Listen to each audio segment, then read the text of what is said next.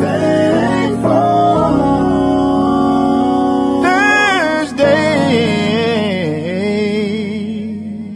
What up, y'all? Today is Thursday, and it's one of my favorite days of the week because I get to just talk about those that have made an impact in my life and in my career as a musician, and then just my life as a man.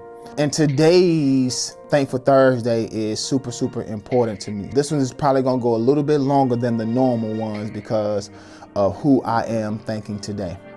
And to be honest, if I'm being honest, this should have been one of the first ones, but because of the sensitivity of the matter in which these individuals and I currently are, I procrastinated for weeks, months.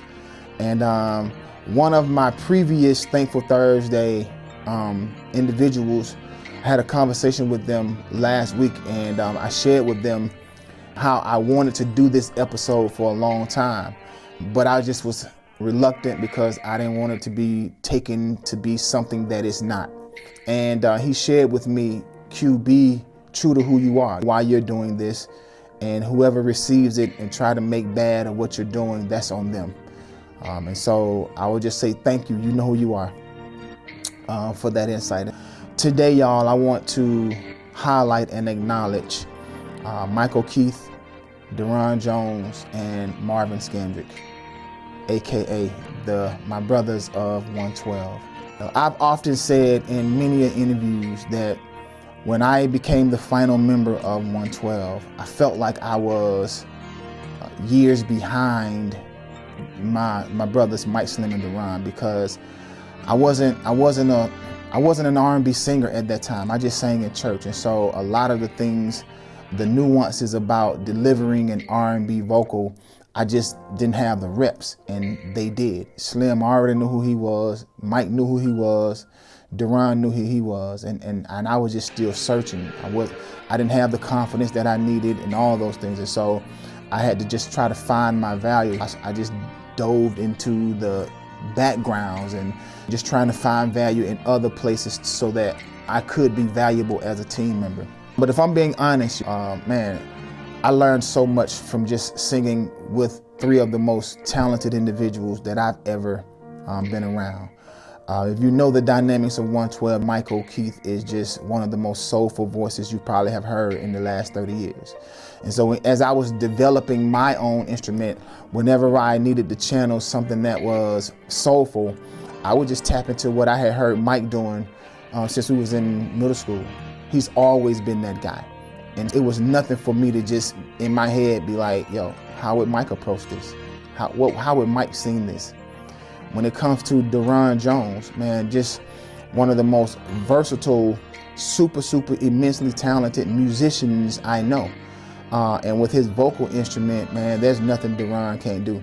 And oftentimes when I was jumping into this solo realm and I had to sing the full song, Daron was the guy that we called on to take us home. The bridge, go to the top of his range, the runs and stuff. Like, he was just limitless when it came to what he could do vocally. And so when I would get in those opportunities where I had to sing the whole song myself in the bridge, I would just be like, yo, how would Daron do this? Daron normally gonna give us that one note that's just pounding in your heart.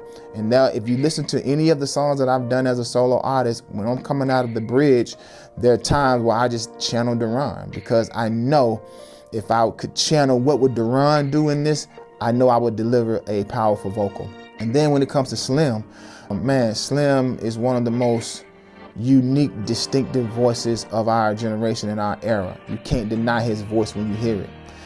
And one of my fears early on in my career was I was afraid to ad-lib, because I just didn't get it. I hadn't figured out the science behind it. And in my opinion, Slim is he's one of the best ad-libbers that I know in terms of just placement and knowing how to do certain things and not do too much. And so again, when I had to sing these songs by myself, I would just channel, how would Slim approach these ad-libs, where it's not too much, not too less, but just right in the pocket, it fits right there.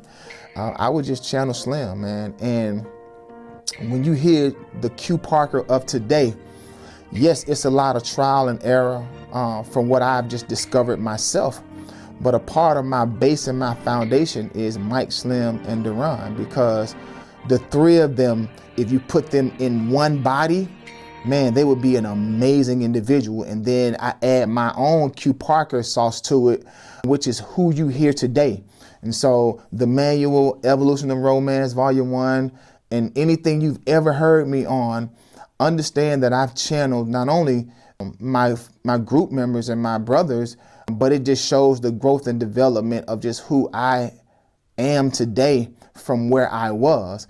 And I don't get here without sitting and living and rehearsing and driving in the car and on the phone and then some more rehearsal, some more practicing, some talent shows.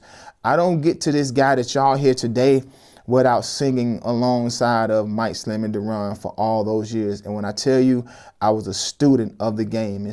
Yes, we're celebrating this new present day Q Parker and what you all hear from my instrument, but I don't get there, y'all. I'm being as vulnerable as I can be. I don't get there, y'all, without the tutelage, if you will, of Mike, Daron, and Slim.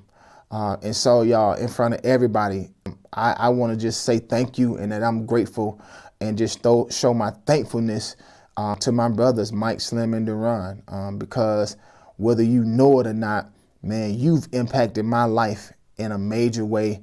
And in my musical career, my musical journey, man, I don't get to be this confident Q Parker without just watching and seeing y'all, and then implementing a lot of what I heard and listened to from y'all for so many years, put that into my bag. And as you see Q Parker now, being able to implement all those things that I got from them.